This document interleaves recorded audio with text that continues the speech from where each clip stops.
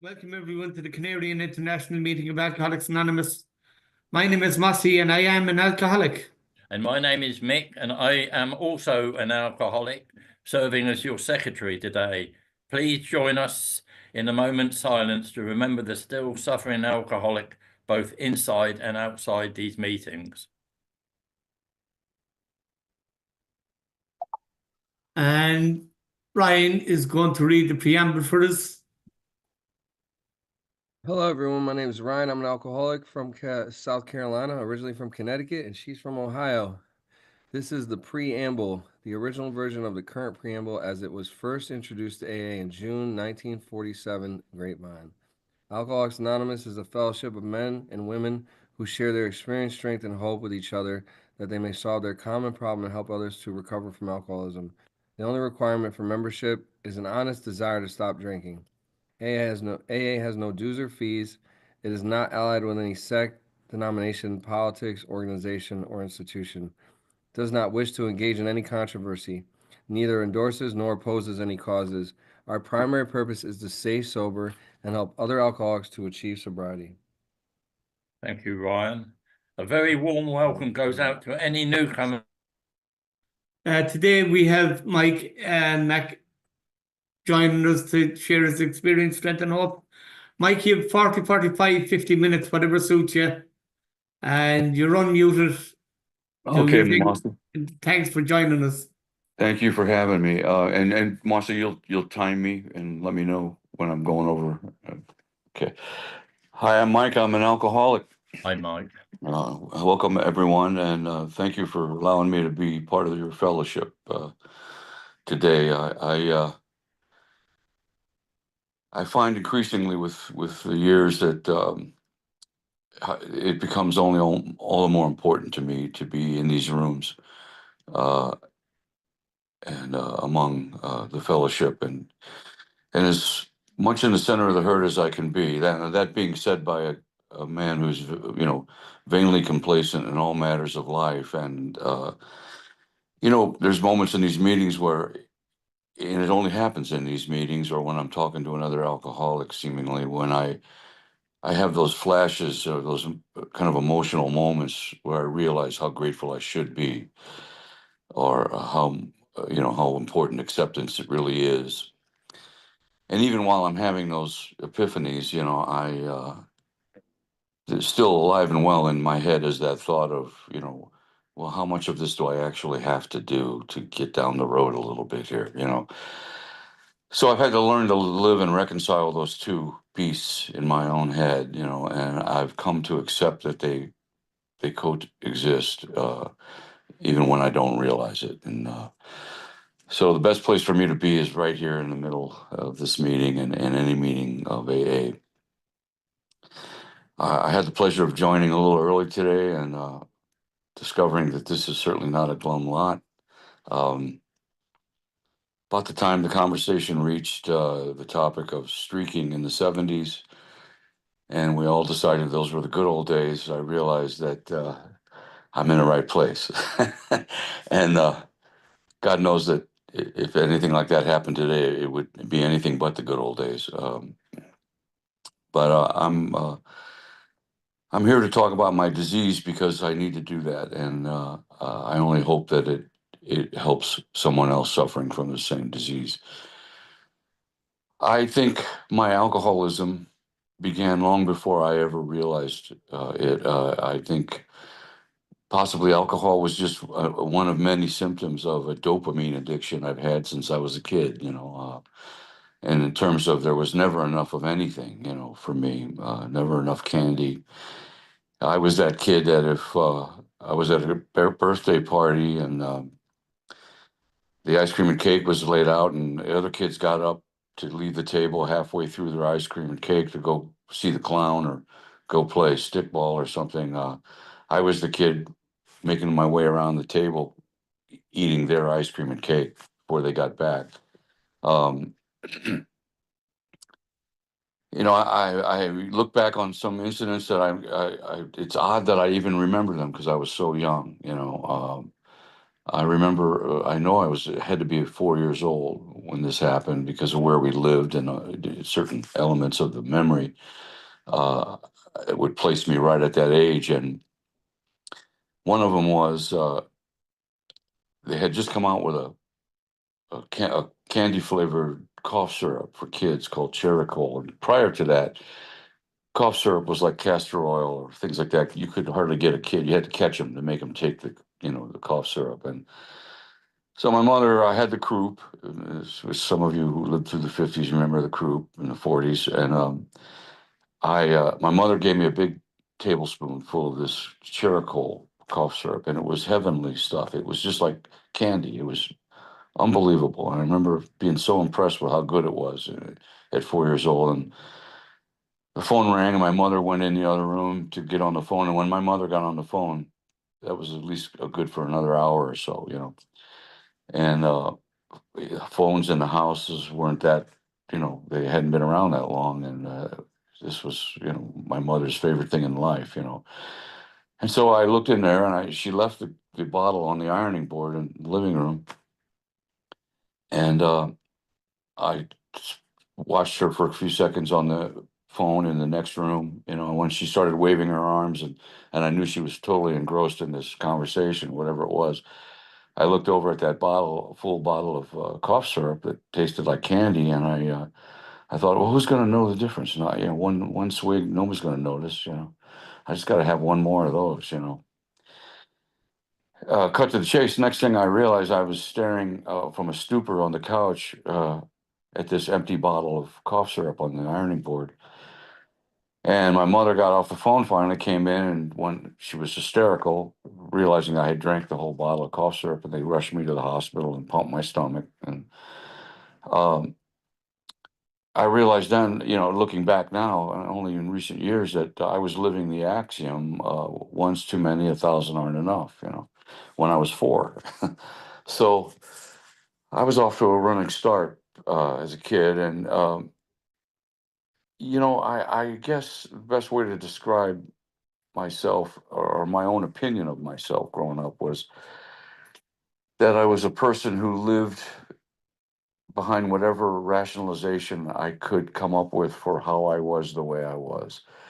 Well, I think I always believed I was just that person in the room who couldn't find their own ass with both hands in life, and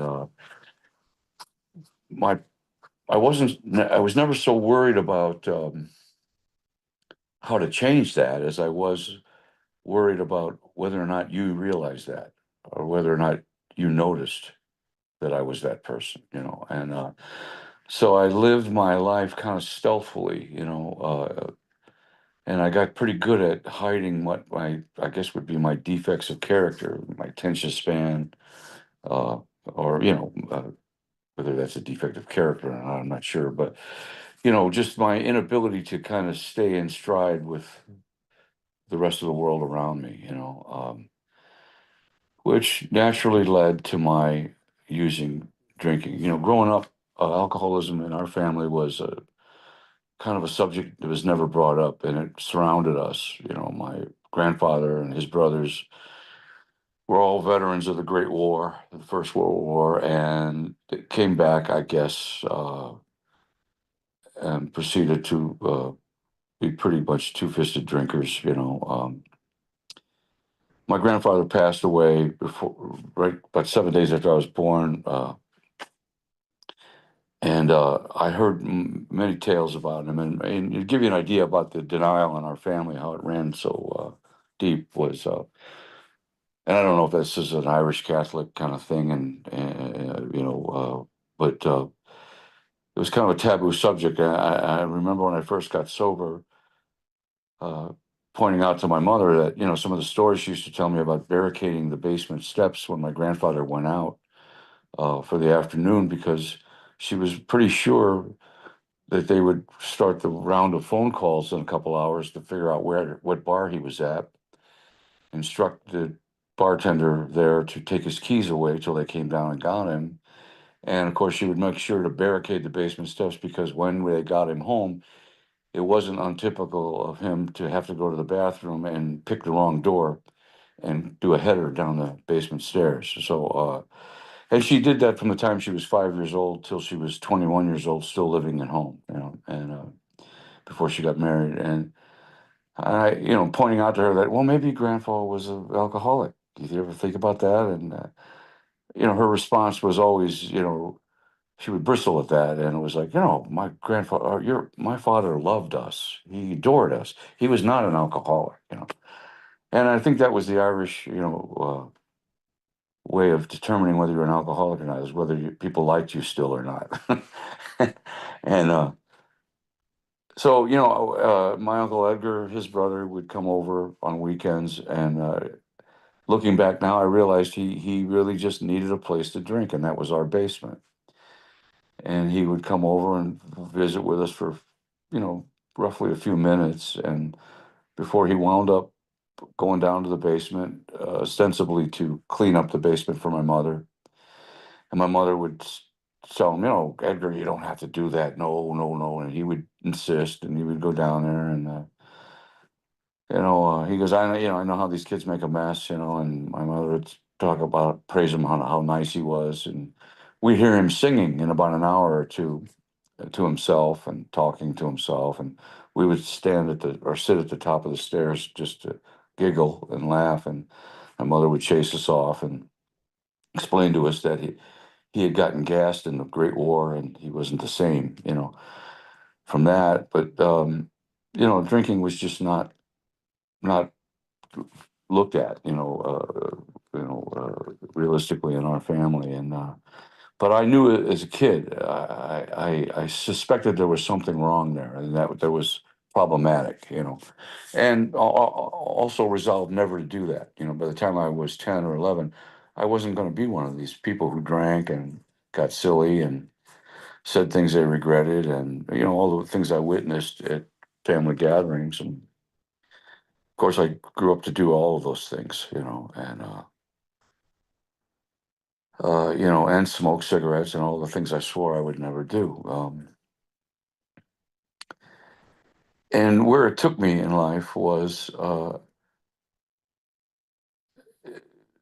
strangely, it helped me to develop that ability to hide my problems from other people. And it was a lonely place to be. I remember thinking that alcohol was the only way I could be sociable. When I had a couple drinks, I remember getting that feeling. I traveled with a bunch of comrades and friends, and uh, those moments in the bar when I had just enough under my belt to have that glow come over me and think, that feeling of camaraderie, and I'm with my friends, and these are my people, and blah blah blah blah blah. What I didn't realize was the very thing I thought was my only way to be social, my only tool for being, enjoying other people's company, was really partitioning me off, uh, building partitions in my life, making my world smaller all the time. And that's the thing about this disease. What it appears to do, or what we rationalize about it, uh, what we think is valuable about our right to drink, and why it would be so hard to give up, is really the very thing that's shutting down our life experience, more and more with time.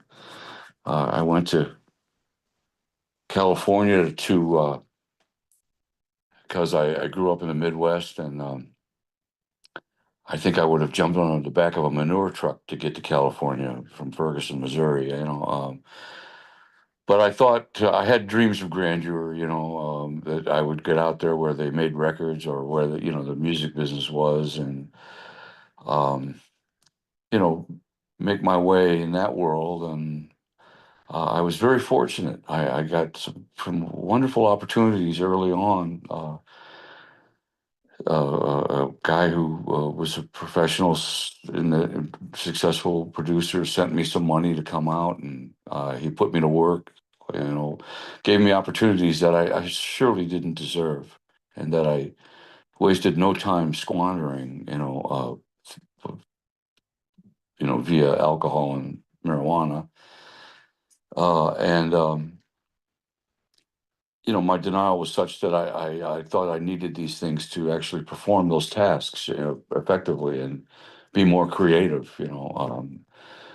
And I was just throwing what were really wonderful opportunities right out the window. And somehow I went from being this young guy who was playing, working in a professional capacity that he didn't deserve on the floor of these recording sessions to the guy who showed up to deliver cocaine to the horn section, you know. And I by then had experienced a couple of arrests in California. Luckily in California, because the jails there were already overtaxed with petty drug offenses in Los Angeles. So the resulting you know, judgments made in that municipality were pretty lenient, you know. But you know, I got to AA by the courts because I had shown up at the Van Nuys precinct more than a few times, driving home drunk and you know, late at night, um, being busted in my apartment, you know, petty, you know, dealing drugs, just not really to make a living, just so I could make enough money to buy my own and sell some to friends. And it was a pretty, you know, pathetic existence for me. Just one hangover to the next. And you know, about the time I one of my last arrests was the jailer felt familiar enough with me, and I had been there twice in that 1 week to you know, comment to me that maybe I should do something about my problem. And you know, I always loved hearing that from someone. Nothing irritated me more than hearing someone want to focus on my problem with drinking, you know. And of course I would bristle at the, you know, the idea of it. And because all I really wanted to do in that moment while I was being fingerprinted was get in that holding cell where that one vacant cot was still available and sleep it off. I didn't care about making any phone calls. There was no one really left for me to call at that point, you know. I had pretty much burned all those bridges, and no one wanted to hear from me under these circumstances again, you know. Um, and God answered my prayer in that moment. I got that cot and I slept it off for a couple hours, only to wake up a few hours later, and the cell by then was standing room only, you know. And a fight had broken out, which was what woke me up. This big ruckus, and these two or three guys were throwing drunken punches at each other and screaming obscenities. And you know, people were either trying to get out of the way or getting involved. And I remember sitting up in that cot thinking to myself, you know, these assholes got to get their shit together, you know. What the hell, you know. And never for a moment dawned on me that I was occupying the same cell with them, you know.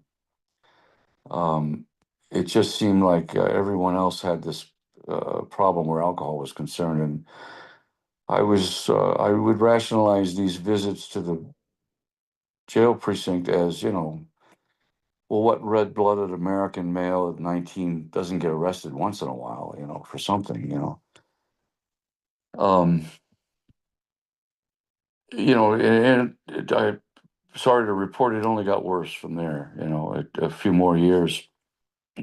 But during that period, I was appointed a volunteer probation officer because you know, the probation office was so taxed in this Los Angeles area at that point in time, the early 70s, that anyone who worked for the federal government who could take a short course in probation regulations, I guess, could volunteer their time, and if they had extra time.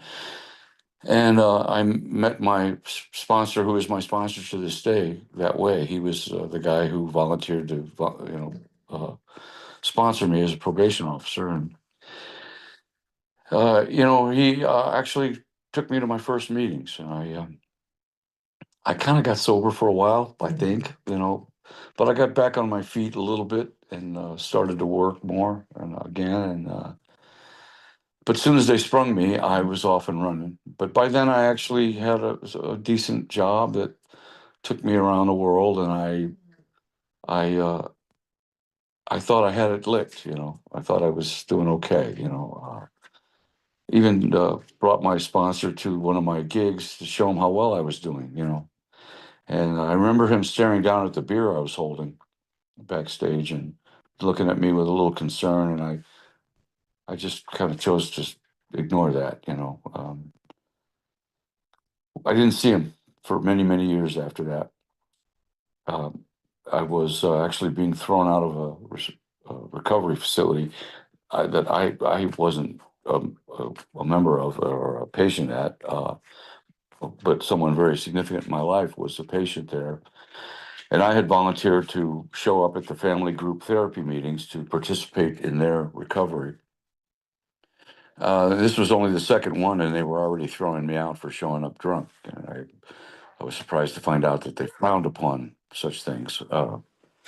And at these recovery places. And as the guy was tossing me, trying to, explain to me that maybe I had a problem and wanted to ask me what I might think I might do about it once again, like that jailer, I just hated that question.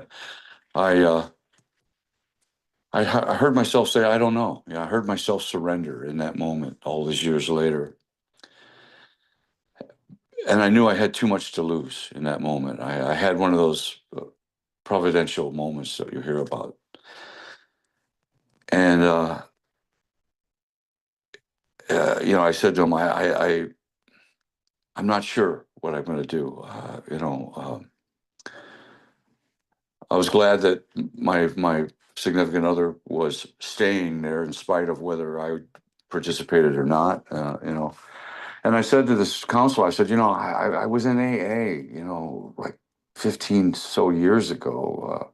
I went to some meetings. I think, had a sponsor, but I haven't seen the guy in about 15 years or more. I don't even know if he still lives in LA. I said, but actually, I think that's him standing at the nurse's station over there. In fact, I'm almost sure that's him. And the counselor by this time is looking at me like, oh boy, this guy's going over the falls right in front of me. And I said, no, I'm pretty sure that's him. And luckily for me, the guy at the nurse's station turned around and started to walk towards me. And after all these years, still remembered me. And he said, wow, long time no see. What are you doing here? And I explained to him, I said, well, I think I'm being thrown out, actually, but I was just talking about you to this guy right here, my friend here, and there you are, standing there. I can't believe it, And he looked at me and he goes, wow. And he asked me that question, that all-time great, question, which was, so what are you going to do? And I heard my own voice say, I don't know, and he said, you want to go to a meeting? And this is within less than a second, the things that happened in my head, I heard a voice that was not my own, first of all, say, as he walked towards me, the jig is up, And I remember thinking, what was that? Who the hell says that? It's like I was some 40s detective or something, the jig is up. And we're just kind of getting past that. I realized that this guy was the guy I thought he was, and that this was not a coincidence. Nothing here that was happening was by accident. The bus was leaving, and I might not be here when it comes back if I don't get on right now. And that moment is something I cherish, and is the very thing I try not to forget today. I'm so afraid that it's like the gates of Shangri-La, I don't know how I got in here or how that happened. But I went to a meeting with this guy the next morning, and he asked me to try to stay sober that night before I met him the next morning. And the miracle of that was I actually did, I didn't take another drink that night. I went to that meeting at a halfway house. I was sitting in there worrying about getting fleas, you know. I mean, it wasn't the most beautiful, it wasn't exactly the beautiful people of LA, you know, in this meeting. And I looked up and I'm thinking, what the hell, how did I get here, you know?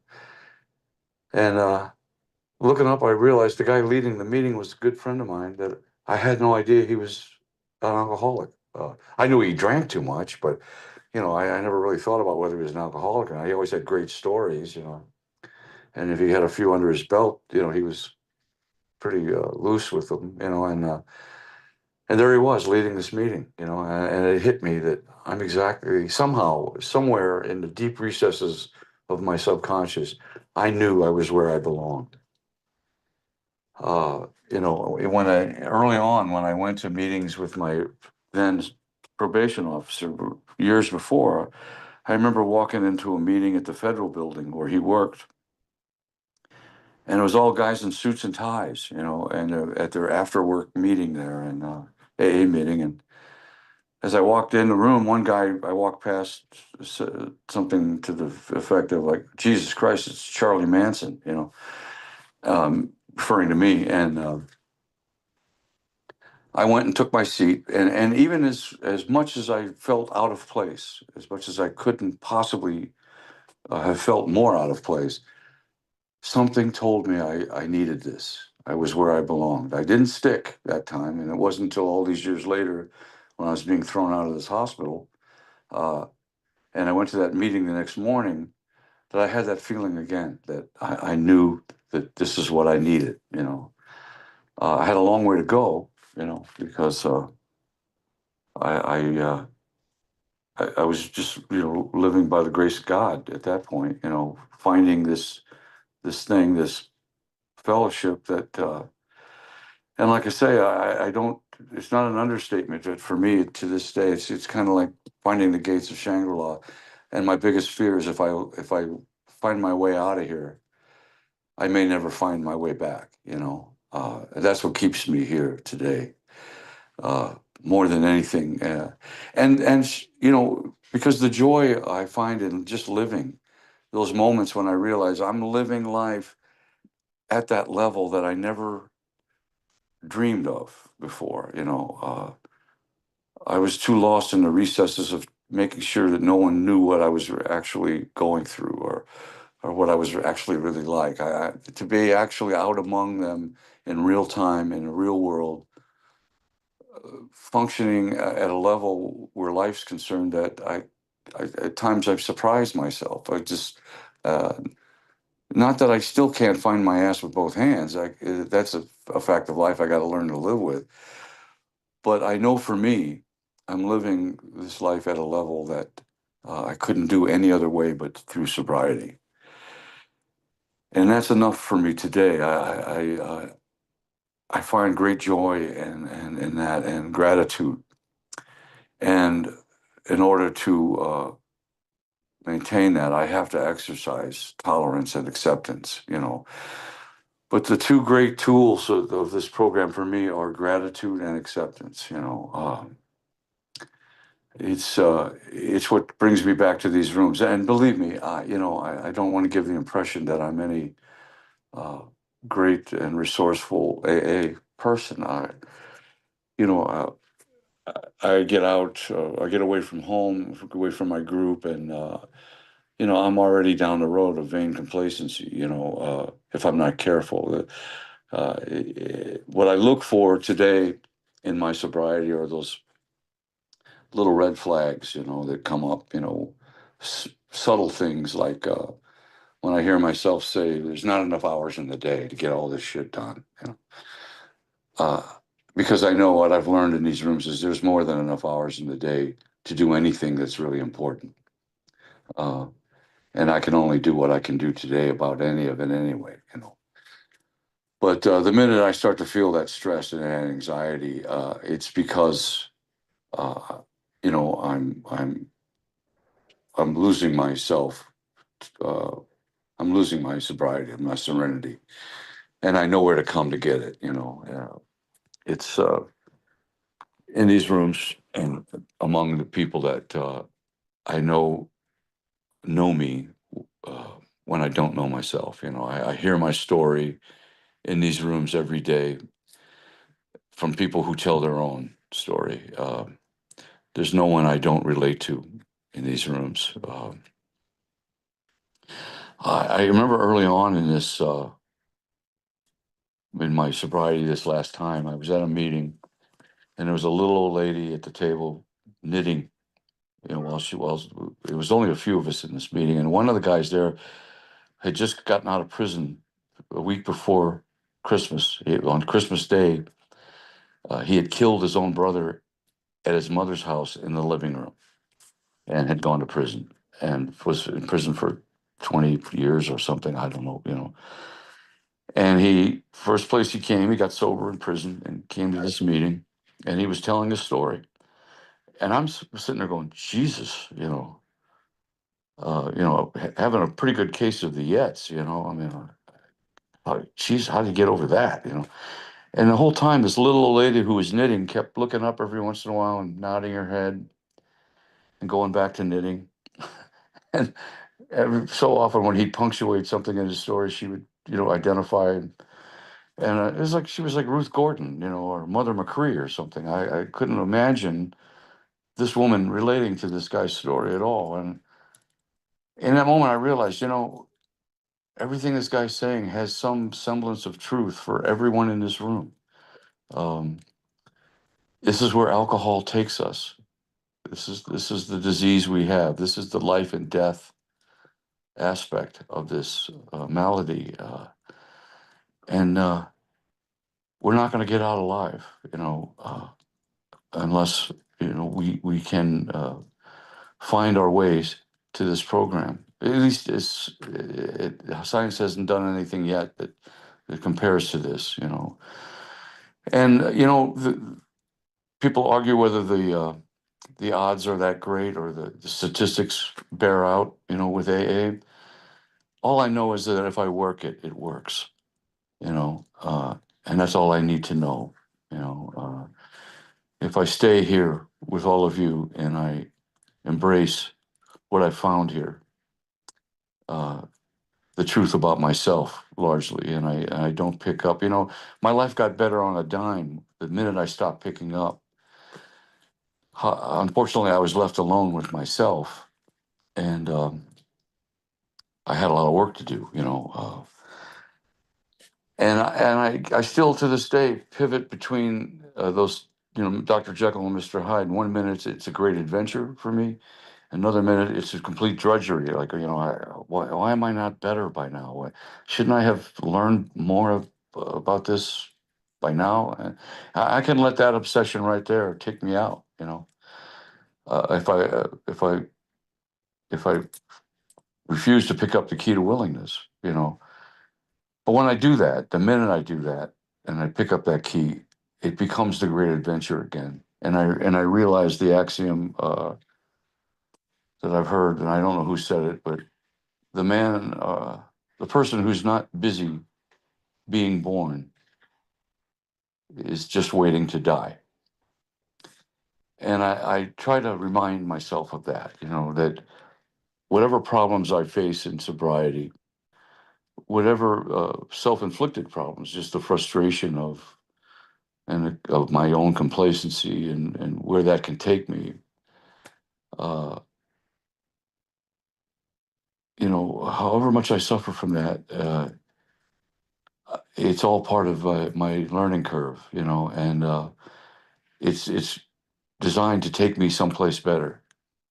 You know, I don't know how it works out in this life, but the worst things that happen to us, if we live through them, always become the best things that ever happened to us.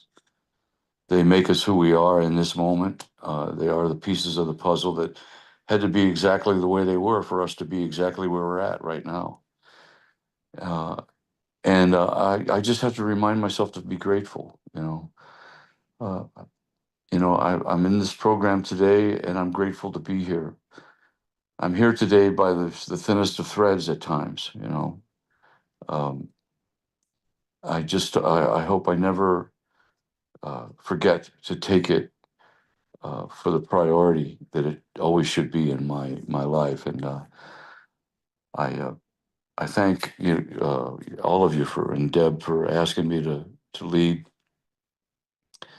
Again, I look for those moments, when I'm among you, where it hits me. I have a friend who shares at meetings, and he's one of those guys that wears his heart on his sleeve, and he has these emotional moments, where he makes this sound. He always goes, whew, and you can tell he's about to cry. He just has these moments of gratitude where he's reminded of what his story really is, how it really unfolds, and how it really led him back. This is a guy who was sponsoring 2 or 3 guys, was Mr. AA when he went back out the last time. Led meetings. He did everything a person could do, a lot more than I'm doing, at any given time. And he went out, and he was out for 10, 12 years, and it was ugly, And when he's back in these rooms, when he speaks, I listen,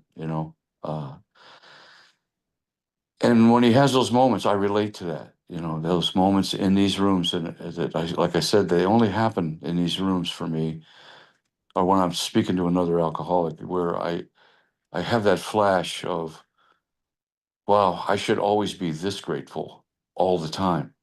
I know it's not possible, but I better damn well remember to come back here so that I can have these moments, however fleeting, because that is the real reality. And it's those moments that I'm most in touch with the reality of my disease and what it really means on every level, on both sides. The beauty that it's given me, the gratitude that it's given me, and the debauchery that I tend to forget about. I need them both. And today, what I've gotten from this fellowship is the opportunity to live a life that I never thought I really deserved or was ever capable of. I don't know how I'm doing on time, Mossy, but I don't know that I have much more to say other than how grateful I am to be here, and I want to thank all of you for being a part of my recovery. Thanks, Mike. Thanks, So Mike. much for joining us today. And I got a lot from your share. One of the things that stood out for me was if I find my way out, I may not find my way back. And over the last while, I've been hearing about this revolving door bullshit. The last couple of days, I'm working on a video for a memorial we're doing for one of our members, a young lady.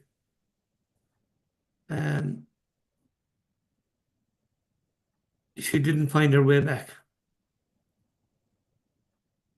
And I hate this disease with a passion. And I do what I got to do to stay sober. And I do what I've done for the last 35 years. I get regular meetings. I stay in contact with a higher power that I do not understand.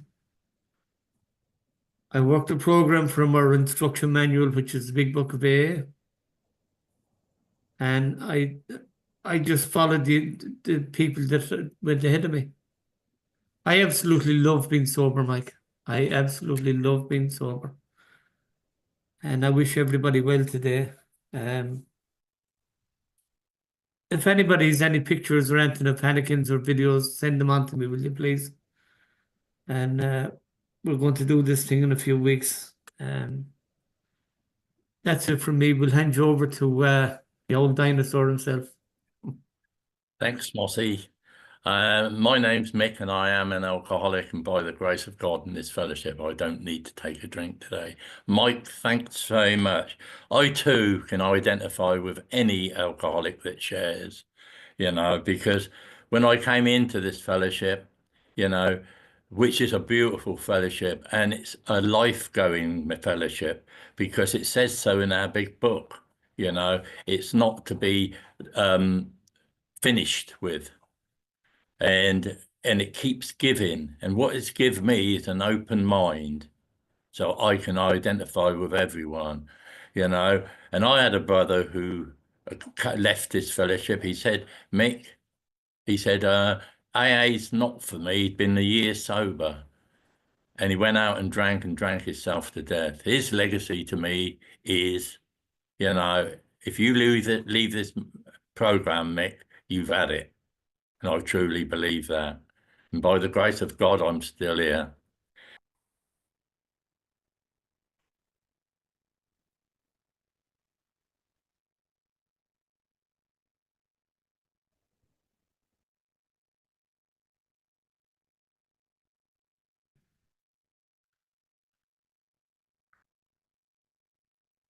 I just want to thank all our co-hosts that have kept this meeting safe for us. Kathleen for doing the timer.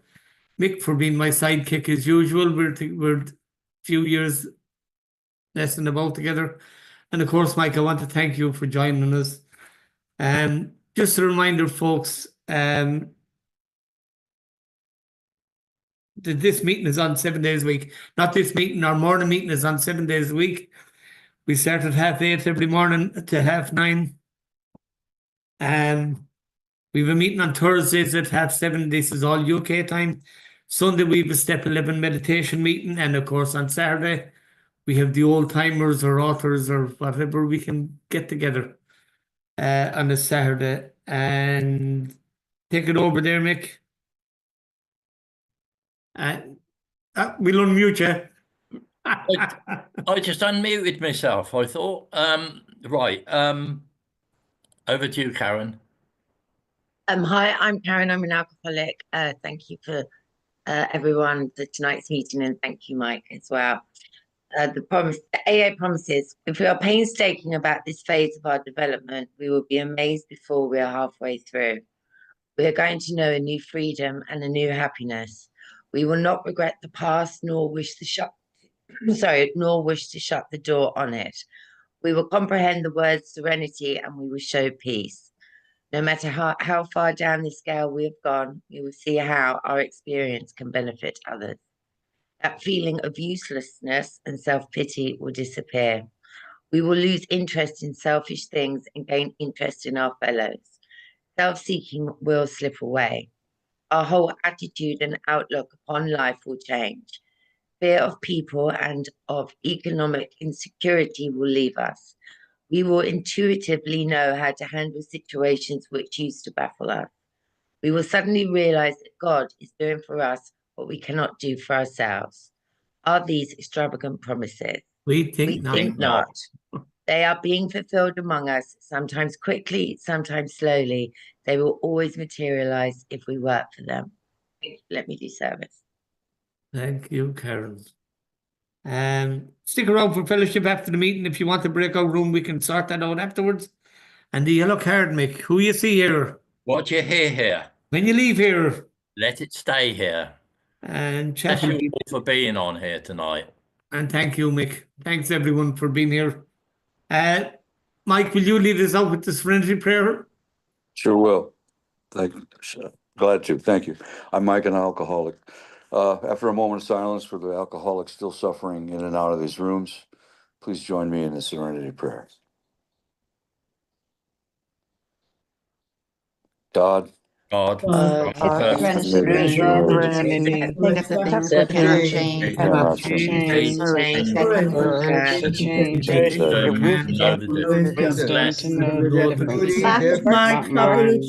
Great meeting. Thank you, Mossy. Bye. Bye, Thank you, Mike. Moosey. Thank you, Mick. thank you, Mike.